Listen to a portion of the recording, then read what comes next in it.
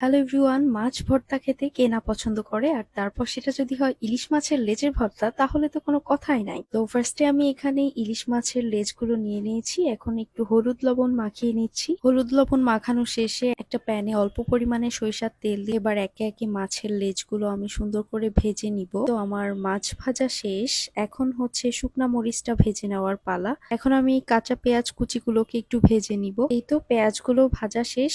এবারে হচ্ছে মাছ বাছার পালা। মাছ বাছার কাজটা একটু কষ্ট হলেও এই ইলিশ মাছের লেজের ভর্তার স্বাদের কাছে কিন্তু এই কষ্ট কিছুই না। এবার আমি শুকনা মরিচগুলোকে ভেঙে নিচ্ছি।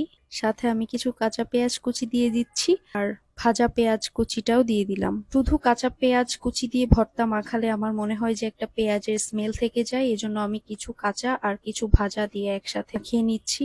আর সাথে দিলাম ধনিয়া পাতা, সরিষার তেল। এই তো আমার ইলিশ মাছের লেজের ভর্তা ডান। গরম গরম ভাতের সাথে খাওয়ার জন্য রেডি।